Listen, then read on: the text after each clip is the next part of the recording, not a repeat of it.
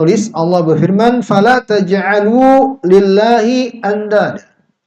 Janganlah kalian menjadikan bagi Allah itu tandingan-tandingan, sekutu-sekutu. Karena kesyirikan itu, ikhwan, intinya sih at-taswiyah, menyamakan Allah dengan sesuatu atau menyamakan sesuatu dengan Allah. At-taswiyah. Dan at-taswiyah itu bisa bermakna dua. Bisa menyamakan, bisa menjadikan sesuatu tandingan bagi Allah. Ini beda ya, tapi intinya sama. Kalau menyamakan berarti menyetarakan. Kalau tandingan berarti saingan. Bisa dipahami? Dan kesyirikan ke sana larinya. Dua ini bentuknya. Dua-duanya dilarang.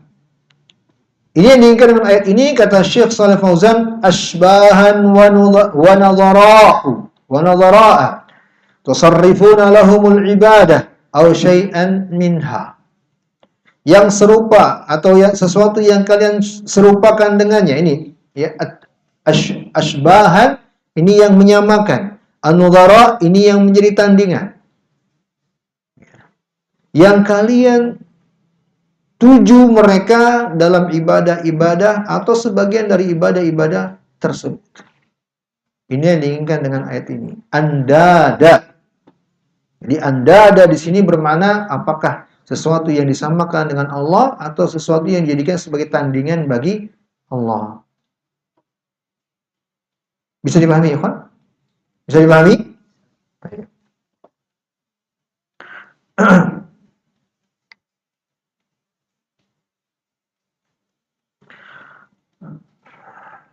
Kemudian kalimat setelahnya Allah firman wa antum ta'lamun, padahal kalian telah mengetahui. Maksudnya kata Syekh Shalih Fauzan, annahu rabbukum, kalian telah mengetahui bahwa Allah adalah Rabb kalian. Kalian telah mengetahui bahwa tidak ada yang memberi rezeki selain Allah. Kalian juga telah mengetahui bahwa tidak ada yang berhak untuk diibadai kecuali Dia. Tapi masih juga kalian berbuat sekutu baginya, andad baginya. Ya. Makanya ikhwan rahimani wa rahimakumullah, fenomena yang terjadi yang Allah sebutkan dalam ayat ini ya, itu terjadi di tengah masyarakat kita. Wala haula wala quwata illa billah. Dan itu yang Allah inginkan dalam ayat ini.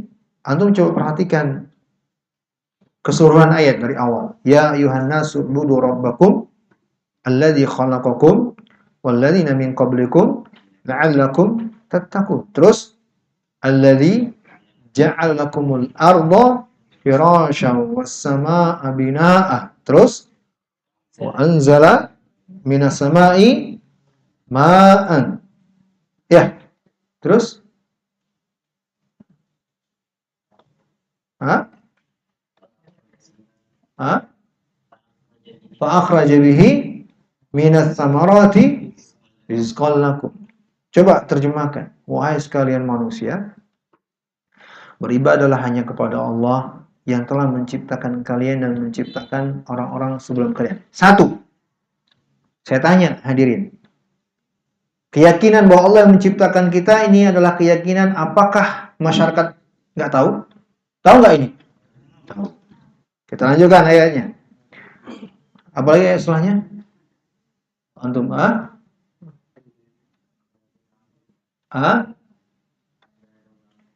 Terus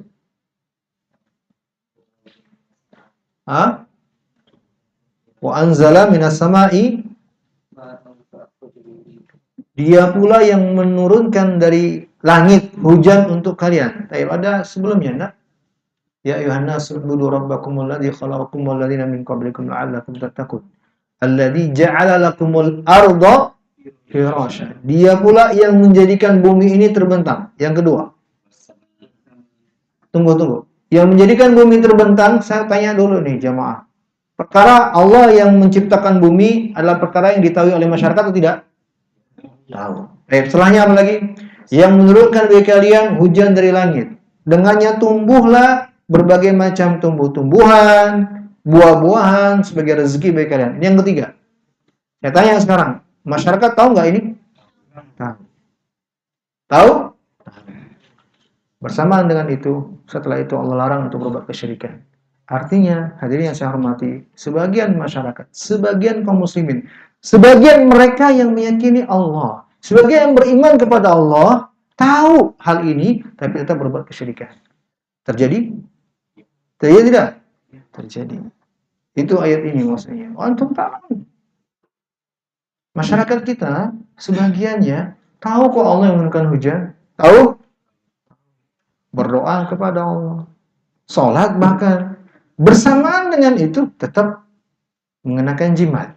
Bersamaan dengan itu, tetap datang ke kuburan. Bersamaan dengan itu, tetap mengucapkan kalimat-kalimat seperti ini. Kalimat-kalimat kesyirikan seperti yang disebut penulis di sini. Ya, beberapa tahun yang lalu sering sekali saya dengar itu. Kalimat demi Allah, demi Rasul. Demi Allah, demi Rasul. Ini juga kalimat kesyirikan. Ya, jadi yang berbuat kesyirikan itu, ikhwan, adalah orang-orang yang tahu dan mengenal baik Allah Subhanahu wa taala dengan rububiyahnya. Bisa dipahami? Baik. Selanjutnya kata beliau, wafil ayat. Ya, ayat maksudnya penafsirannya. Ya, kemudian disebut dalam kalimat ucapan Ibnu Abbas, dabibun naml, jejak langkah seekor semut di atas batu yang berwarna hitam. Ya. Kemudian juga disebut di dalam athar anjing-anjing. Ya, kulaibah tasgiru kelbah. Ya. Ini adalah anjing-anjing yang biasa dipakai untuk menjaga rumah atau kebun, ladang. Ya. Kemudian disebut juga dalam ucapan Ibnu Abbas pencuri-pencuri. Al-lusus ini pencuri-pencuri. Al-batfu ini jam'u battah min tuyuril ma. Tuyuril ma, burung-burung air. Angsa maksudnya ya. Tutakhadhu fil buyut, yang dipelihara di rumah. Baik, ini ikhwan sebenarnya ucapan Ibnu Abbas, coba perhatikan. Ya, termasuk kesyirikan kata beliau radhiyallahu anhu. Kalau ada orang yang mengatakan, kalau bukan karena angsa-angsa ini, maka pencuri masuk. Ada pelajaran sebenarnya di sini bahwa angsa itu memang dari dulu dikenal suka ngejar orang. Antum pernah dikejar angsa? Pernah nggak? Di sosornya. Nah, berarti memang dari dulu angsa itu memang gitu. Sejak zaman sahabat. Ini kan misalnya Ibnu Abbas mengucapkan sesuatu yang tidak sesuai dengan kenyataan. Ya, kata Ibnu Abbas, kalau ada ucapan seseorang yang mengatakan kalau bukan karena angsa-angsa ini maka pencuri masuk. Artinya apa? Pencuri tidak mau masuk karena ada angsa-angsa. Ya. Sehingga menunjukkan bahwa angsa yang kalau kita sekarang ini jumpai suka nyosor antum, memang dari dulu begitu. Sejak zaman sahabat. Ya, sejak zaman Nabi, angsa begitu. Ya, berarti ada salapnya angsa.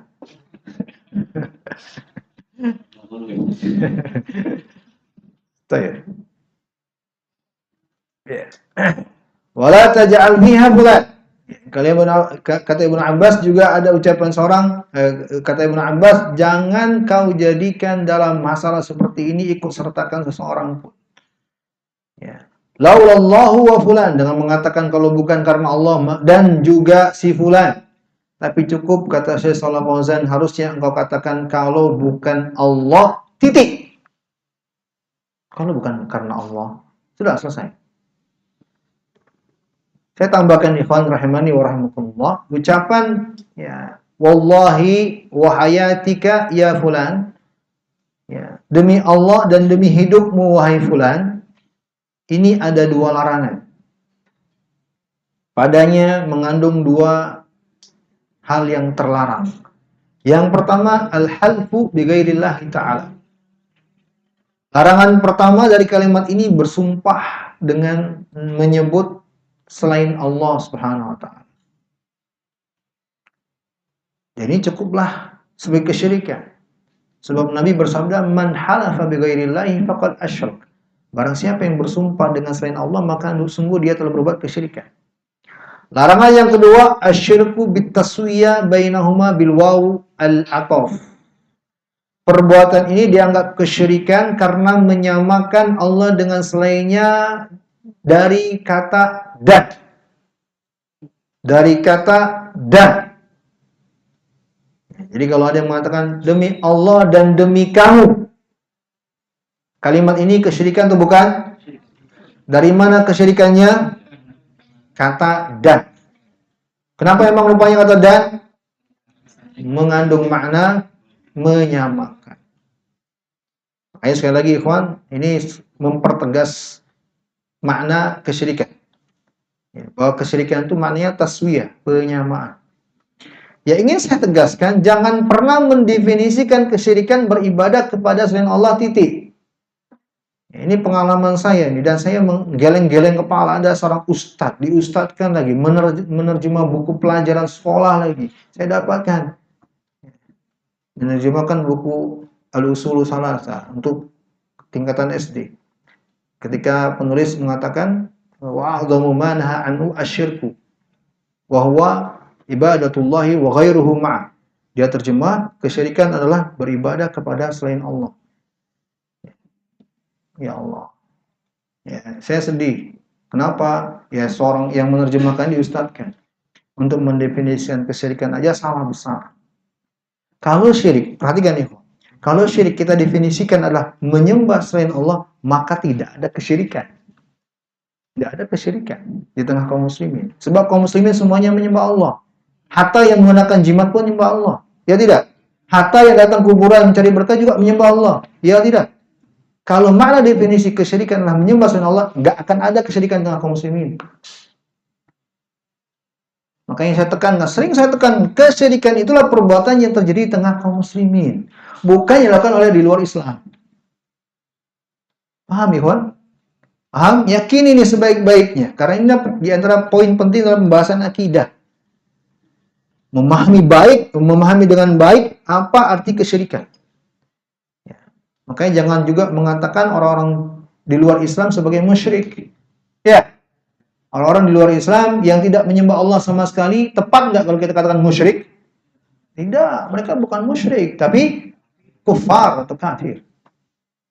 Ya, musyrik itulah orang yang menyembah Allah. Orang yang menyembah Allah, tapi juga menyembah selain Allah. Karena kesyirikan itu bermakna menyamakan. Maka dua larangan dalam kalimat seperti ini, dan dua-duanya kesyirikan. Parahnya, kesyirikan di atas kesyirikan, ikhwan. Ya, kesyirikan di atas kesyirikan. Maka kalau seperti ini keadaannya, kita semua terancam dengan hal ini. Sebab kesyirikan yang dibahas ini kesyirikan pada ucapan. Bukan kesyirikan yang pada umumnya kita lihat dan kita tahu itu kesyirikan yang nyata. Tapi pada ucapan. Ya. Dan perlu kita ketahui bersama, untuk kalimat seperti ini, yang mengandung kalimat penyamaan Allah dengan selainnya, ya, dalam bahasa Indonesia menggunakan kata dan, kata Syekh Ibnu Utsaimin rahimahullah taala, fa ni'taqada annahu yusawillaha azza wa jalla fil tadbir wal masyiah fa huwa syirkun akbar. Wa illam ya'taqid dzalika wa i'taqada anna Allah subhanahu wa ta'ala fawqa kulli syai'in fa huwa syirkun asghar. Wa kadzalika qawluhu laula Allahu wa fulan.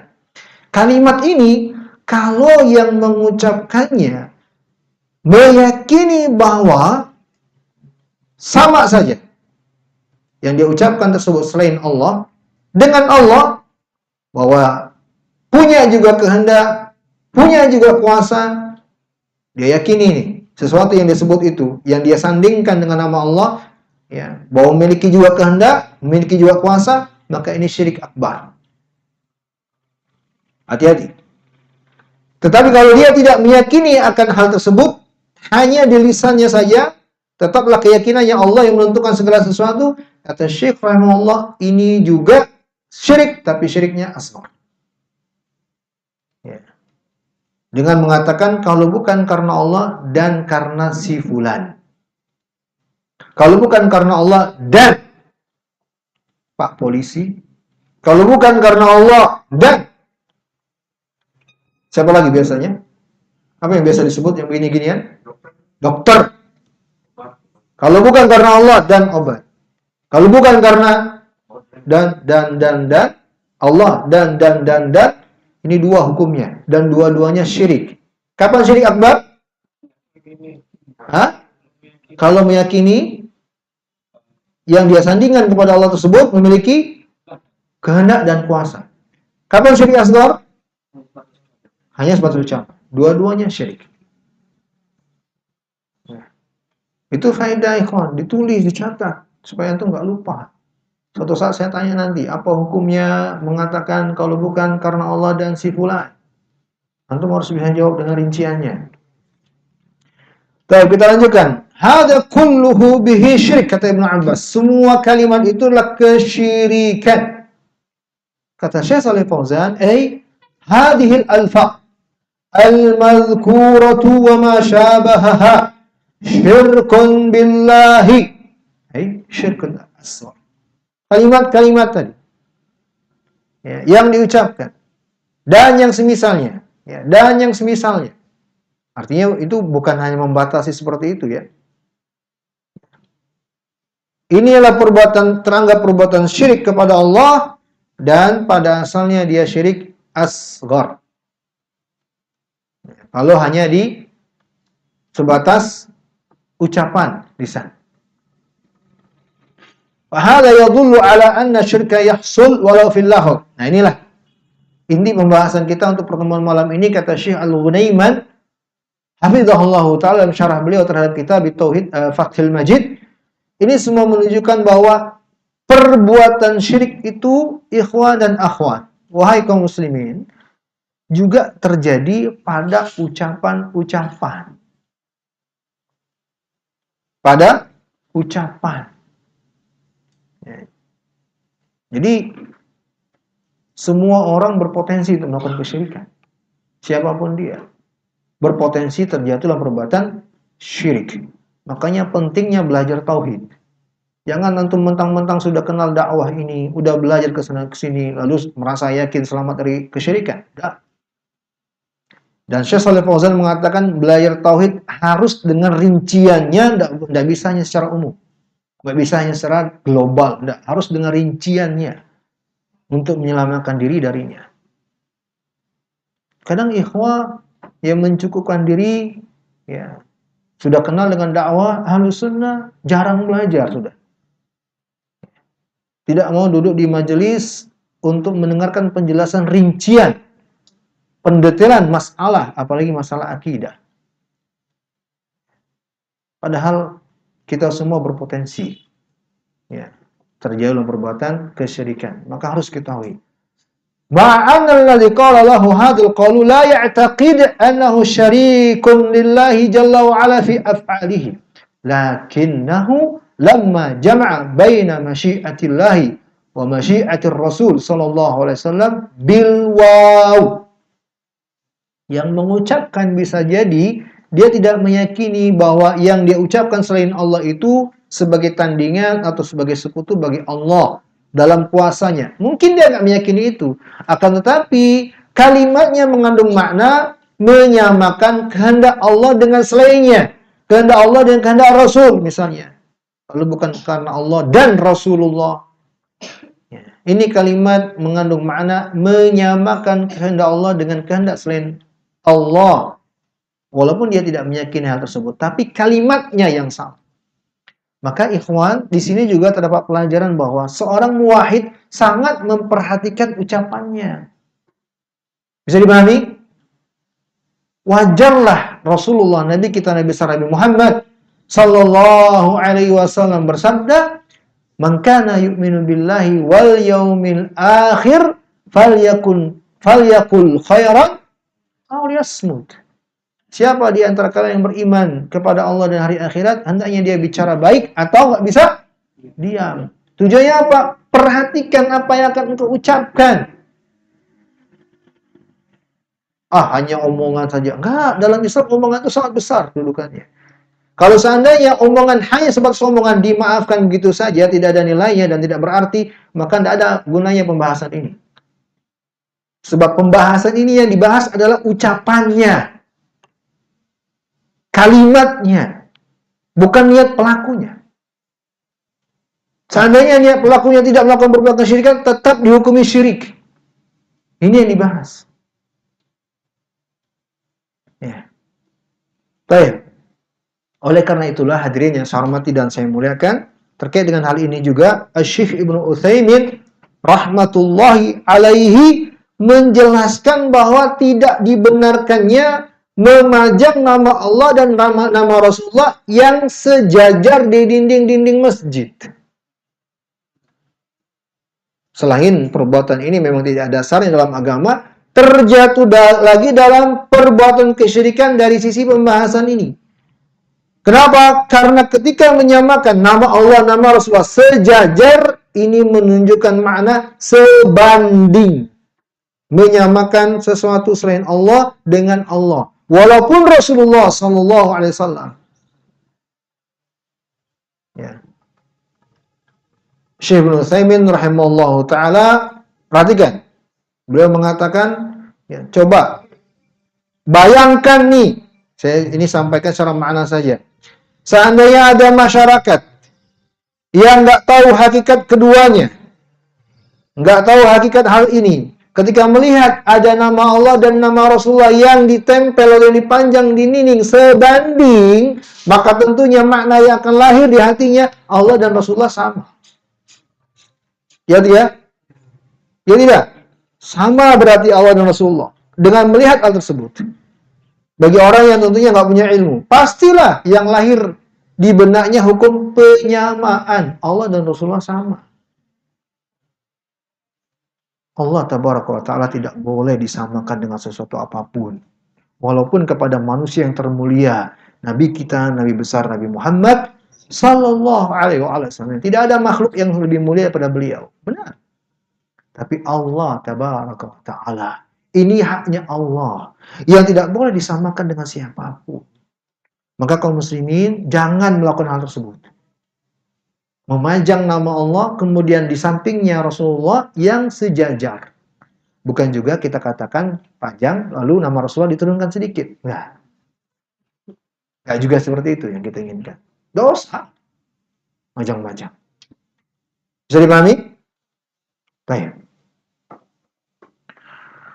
Makna secara umum ayat ini, kata Syekh Shalih Fauzan hafizahullah ta'ala, bahwa Allah tabaraka wa ta'ala yang maha berberkah dan maha tinggi, melarang kita untuk menjadikan baginya ada yang semisal atau tandingan-tandingan. Beda ya, dua hal.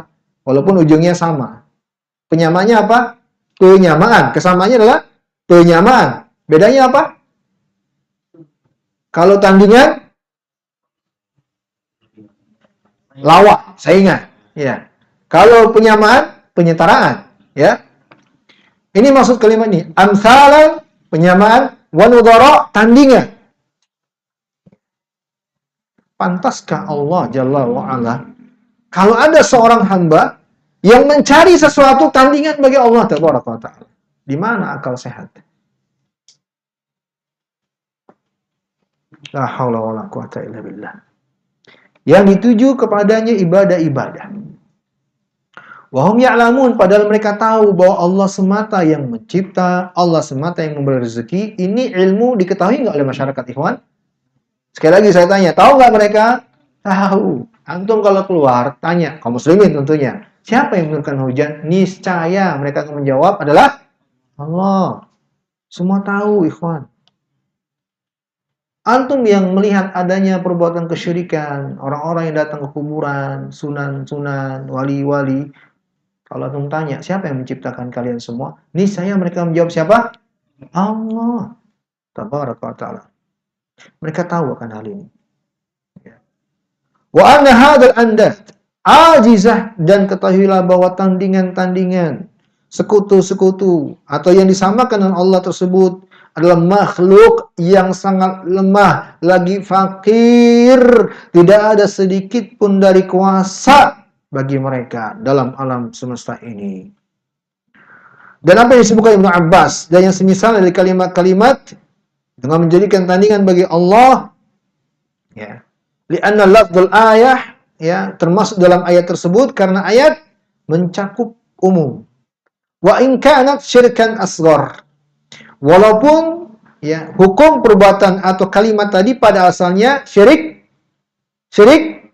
asghar pada asalnya kalimat tadi. Paham? Ya, tapi ayat menunjukkan syirik akbar. Ada pelajaran sendiri.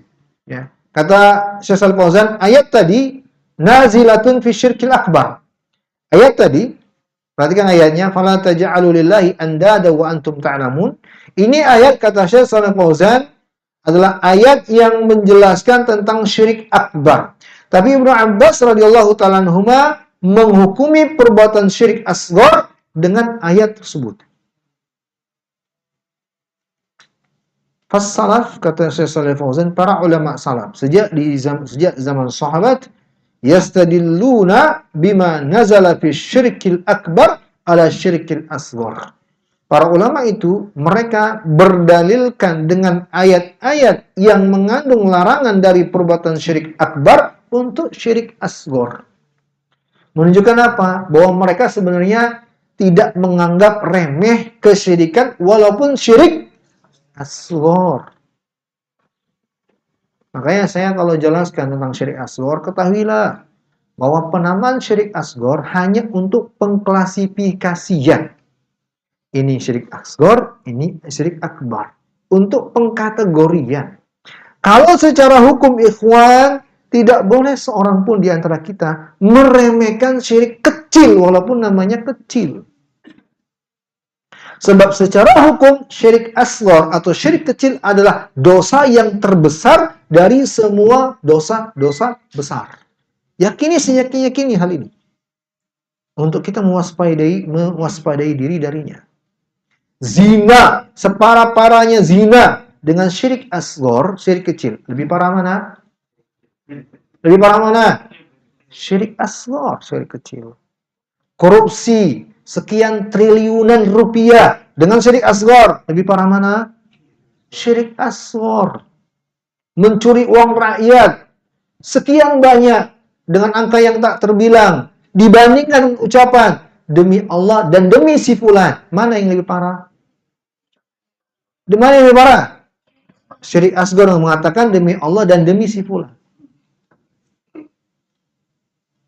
Jadi harus kita yakini bahwa syirik asghar, walaupun namanya syirik kecil, adalah dosa yang terbesar, lebih besar dari semua dosa-dosa besar. Makanya para ulama salaf sejak zaman sahabat, di antara buktinya ini dia Ibnu Abbas, berdalilkan dengan ayat yang menghukumi dosa atau syirik akbar untuk syirik asghar. Ya. Ayo ikhwan rahimani wa rahimakumullah. Faedah yang diambil, kata beliau, yang pertama, peringatan dari perbuatan kesyirikan dalam penghambaan, dalam peribadahan. Faedah yang kedua, orang-orang musyrik mukirruna bitauhid rububiyah. Dari penjelasan ini kita dapat mengetahui bahwa orang-orang musyrik itu menetapkan tauhid rububiyah. Ini ilmu atau wawasan telah sering kita ulang-ulang. Ya tidak? Sering kita ulang-ulang. Bahwa orang-orang syirik, orang-orang musyrik di zaman Nabi, dari kalangan masyarakat jahiliyah, mereka bukan nggak kenal Allah. Sangat mengenal Allah bahkan. Yang ketiga, anna syirkal asghar khafiyun jiddan wa qalla man yatanabbah lahu. Nah, ini faedah yang penting. Bahwa syirik asghar itu, ikhwan, adalah perbuatan yang sangat samar sekali. Tersembunyi sekali. Banyak sekali yang nggak tahu. Sedikit sekali orang yang waspada terhadapnya. Ya. Dalam riwayat yang lain, ini riwayat yang telah pernah saya sampaikan kepada ikhwah semua yang belajar tauhid. Riwayat yang di dalamnya ada doa untuk berlindung dari perbuatan kesyirikan dari Abu Bakar Siddiq radhiyallahu taala anhu. Dari Ma'qil bin Yasar radhiyallahu taala anhu, beliau berkata, ketika aku bersama Abu Bakar radhiyallahu taala anhu mendatangi Nabi SAW, maka Nabi bersabda, wahai Abu Bakar, perbuatan kesyirikan sungguh sangat tersembunyi dari semut, jejak-jejak seekor semut. Lalu kata Abu Bakar, wahal asyirk apakah perbuatan syirik itu ya, illa man ja'ala ma'allahi ilahan akhar, ya, ada selain dari menjadikan tandingan bagi Allah atau sesembahan selain Allah? Maka Nabi Shallallahu Alaihi Wasallam menjawab, "Walladzi nafsi biyadi, demi zat atau demi Dia yang jiwaku berada di tangannya, ya, demi Allah. Asyirku, perbuatan syirik sungguh sangat tersembunyi dari jejak langkah seekor semut. Ala adulluka ala syai'in, maukah engkau aku ajarkan sesuatu, jika engkau mengucapkannya maka akan pergi darimu perbuatan syirik kecil atau banyaknya." Itulah doa yang kita hafal. Apa doanya?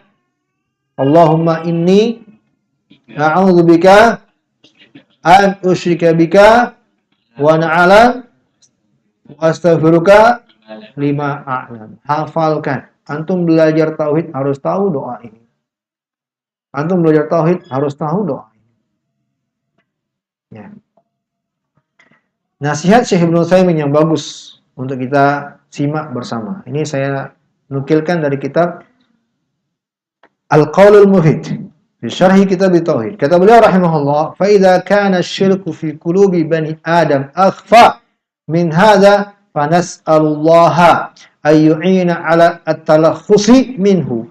Wa li hadza qala ba'du as-salaf, ma alajtu nafsi mu'alajatuha 'ala al-ikhlas wa yurwi an nabi wa yurwa an nabi sallallahu alaihi wasallam annahu lamma qala mithla hadza qila lahu kaifa natakhallasu min, qala qulu Allahumma inna na'udzubika an usyrika bika syai'an na'lamu wa nastaghfiruka lima la na'lamu." Kata Syekh Ibnu Utsaimin, kalau demikian keadaan perbuatan syirik itu, ikhwan, dikatakan lebih tersembunyi dari jejak seekor semut, maka kita mohon kepada Allah pertolongan agar diselamatkan dari perbuatan syirik tersebut. Sekali lagi, jangan pernah menjamin diri kita selamat dari perbuatan syirik. Mau sehebat apapun ilmu antum belajar tauhid, tetaplah berpotensi terjalur perbuatan syirik. Kata Syekh Ibnu Utsaimin. Makanya kata beliau, di antara salaf ada yang mengatakan bahwa tidak ada sesuatu yang lebih berat untuk selalu aku jaga, aku obati, aku perbaiki, ya, dibandingkan daripada usahaku untuk menjaga keikhlasan. Itulah yang paling berat. Ya, lalu beliau nasihatkan, ya, dengan riwayat dari Nabi yang beliau mengajarkan doa berlindung dari perbuatan kesyirikan. Saya minta semuanya yang belajar tauhid hafalkan doa ini. Allahumma inni a'udzubika an usyrika bika wa ana a'lam wa astaghfiruka lima a'lam. Bangunin, hafal, bangunin. Hafalkan. Kalau nggak hafal, minggu depan saya suruh berdiri. Dengan terjemahannya biar masuk. Terjemahannya, Allahumma, ya, Bang Udin nulis. Kalau Pak Dudung kan gimana?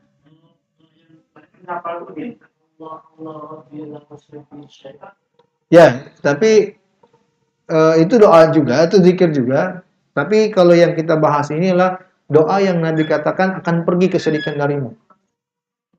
Ada kalimat itu. Jadi butuh, ya, kita akan doa ini.